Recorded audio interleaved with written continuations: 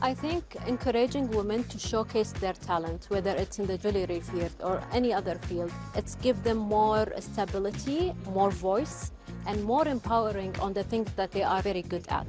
It's very important to have role models because representation matters a lot.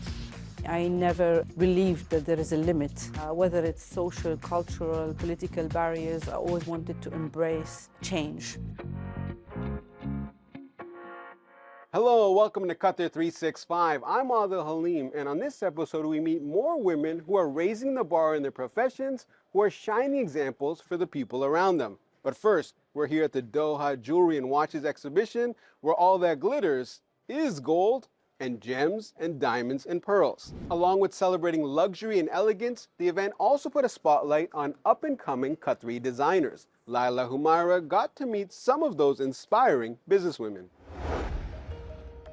You can say that Witter Jewelry's signature collection is more than meets the eye. Witter is an Arabic word. It means one, or unique one, or the only one. And that applies to the eye print. Founder and CEO Reem Al-Shamari uses cutting-edge technology to turn each unique print into bespoke pieces of jewelry. As soon as I got the patent, I started working on the first piece, and it was like amazing. It wasn't an easy journey because even capturing the eye print needed like a special studio, and we built that studio. The idea of immortalizing eye prints into gold came from looking deeper into Leonardo da Vinci's Mona Lisa. I realized that eye prints are second to DNA, so every person have their own eye print. Like you and I have two eye prints, not only one. So I thought, why not? Just like no two eye prints are alike, no two jewelry pieces by Witter are ever the same. This uniqueness and exclusivity made Witter stand out at the 20th edition of the Doha Jewelry and Watches exhibition. When it comes to supporting local designers, there's no bigger cheerleader than the Doha Jewelry and Watches exhibition. Every year, the event has a special Qatari pavilion featuring homegrown brands and women-owned businesses. This provides a major launchpad for designers keen on bedazzling the international market. This is not something new for DGWE for the support of the Qatari talent and encourage always the young Qatari artists to continue in such field. And this is something important that the DGWE support and sponsor, and even host as much as possible, encompassing the Qatari talents with their pieces and special talents that they showcase during the exhibition time. Another designer showcasing her designs is Samira Al-Mulla. The Hessa Jewels collection incorporates traditional Islamic items, capturing the essence and beauty of Arabic women. تصاميمي تمثل تراثي، خصوصاً أنا أنبسط لأن يجون يسألوني عن الأشياء مثل البطولة أو المرود. أبدأ في الشرح لهم هو عبارة عن إيش البطولة وين يستخدمونه، وأنا سعيدة أني أنا أعتبر أني أنا سفيرة، أني أنا أنقل تراثنا عبر الديزاين إلى ثقافات أخرى. Samira, who's also a banker, doesn't see why jewelry can't be both an accessory and an investment, while at the same time a celebration of elegance and femininity. الذهب هو زينة المرأة، في المستقبل هي مثل الثروة يتوارثها الأجيال. مثلي أنا مقتنية مجوهرات من والدتي وجدتي يتوارثها الأجيال، كل ما قدم ارتفع سعره، يعني يعتبر ثروة. Whether it's creating one-of-a-kind jewelry pieces or a collection inspired by tradition and heritage, the DJWE wants to keep providing a platform for Qatari designers for decades to come.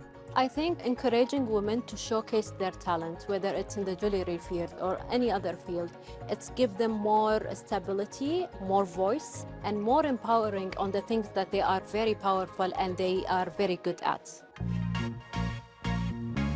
Global tech leaders, investors, and entrepreneurs recently converged in Doha as Qatar became the first Middle Eastern and North African country to host the WebSummit, the world's largest technology conference. I caught up with WebSummit CEO Catherine Marr to find out what the event will bring to the fast-growing tech scene in the region. Hello, welcome. Assalamu alaikum wa ahlan wa sahlan bikum. for WebSummit Qatar. Catherine, WebSummit has become the marquee global digital event. You could have taken the brand anywhere. What brought you here to Doha? Yeah, so I think the reason WebSummit came to Doha was that we saw an increase year over year in attendees to our event in Lisbon from this part of the world. We felt as though the Middle East region in general was a place where there is tremendous opportunity and activity and hunger for something that like WebSummit, and Qatar, after conversations, really seemed to share the same vision around a very startup-focused event that would be something that we could build on to really think about how to kickstart the innovation and entrepreneurship ecosystem, while also taking advantage of the fact that the location of Qatar is not just tremendously central for the Arabic-speaking world, but also has access to the entire African market, South Asia, Southeast Asia, and the like. So it just felt like a really natural fit. What changes have you seen as more and more women enter the tech space? Well, women in technology has been a big focus of WebSummit ever since our start. We're known globally for our flagship Women in Tech programs. Our Women in Tech track here in Qatar sold out, which we're really excited about. About 30% of the startups that are attending are women-founded. And then, in terms of attendee ratios, we always look to have a really high percentage of female technologists at the events. Overall, the ratio for women in technology doesn't look as good as it does at WebSummit, unfortunately. I think in terms of venture-based funding, only about 2% of overall venture capital goes to female-founded startups. So there's clearly a long way to go, but that's actually one of the things that we're so proud of at WebSummit, is that our commitment to really foregrounding female founders, female entrepreneurs, engineers, technologists, is a way to point the industry towards the opportunity.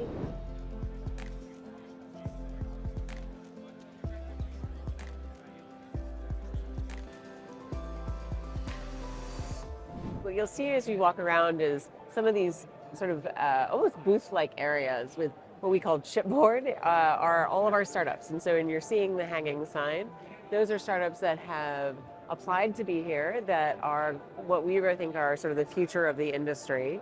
And they're here to give their pitches, presentations, talk about their companies. And so we really think of that as like the core of the WebSummit experience. And then around that, you also have some of these larger booths that represent trade delegations, that represent large tech companies, who are here also to demonstrate what it is that they're working on. They run classes, they have all sorts of resources that are available. And that mixture of everything from the earliest stage startup to the latest stage tech company is, I think, part of what makes WebSummit really special. 2023 was an amazing year for women in sports. And as this is an Olympic year, it can only get better. I caught up with a few trailblazers who helped champion the rise of female athletes. Hani Taljia knows her way around a football pitch. Growing up in Palestine, it's where she found her peace. We grew up in a war zone, in the hopelessness of war. I thought that I could do something, and I was born as a rebel, in fact, actually. I wanted to change the circumstances around me. I never believed that there is a limit. Whether it's social, cultural, political barriers, I always wanted to embrace change. That change came through her passion for football. Hani manages public relations for FIFA, but during her playing days, she was the first captain of the Palestinian women's national team. Football gave me the tool to embrace those barriers and gave me the power and liberated me to come across all these barriers with confidence and with a lot of persistence and a lot of resilience, to just believe that one day I can be somewhere through football. And that's how it all started. I always say, from the streets of Bethlehem to the world stages of FIFA and beyond. Including Doha, where she recently moderated a panel at a forum fittingly called Game Changers. Someone else who's changed the game is Ibtihaj Muhammad. She was the first U.S. athlete to wear hijab while competing at the Olympics, and the first Muslim American female to win an Olympic medal. There's a lot of people who don't want to see us, especially in a space like fencing, which historically has been a white sport. So it's nice to know that in those moments where I was competing at the highest level of sport, whether it was at World Championships or at the Olympics, I really felt like I was doing it for the communities that I'm a part of, for the Muslim community, for the Black community, and you know, for women and girls all over the world, no matter what you look like, what your beliefs are, you have and should always have a place in sport. To help with this, Generation Amazing, the legacy initiative of the 2022 World Cup, is on a mission to make sure all children have a place in sports. Through its public outreach and education programs, such as this one on National Sports Day, Generation Amazing is using the transformative power of sports to inspire and empower young people around the world.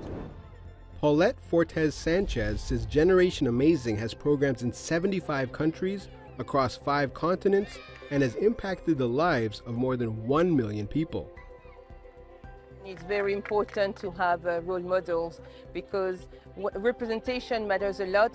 So as a young girl, if you see a very successful woman, whether it's in sport or in business or else, it gives you aspiration. It helps as well all these girls to dream big and just to realize that everything or anything is possible.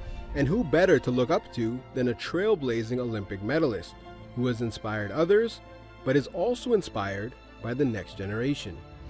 Oh, I love it. I think that we're in such an important time for Qatar, but also for the region. This is a new era of sport. This is a new era for women and girls in sport. Hopefully, they'll be able to see themselves participate in levels that we can't even imagine.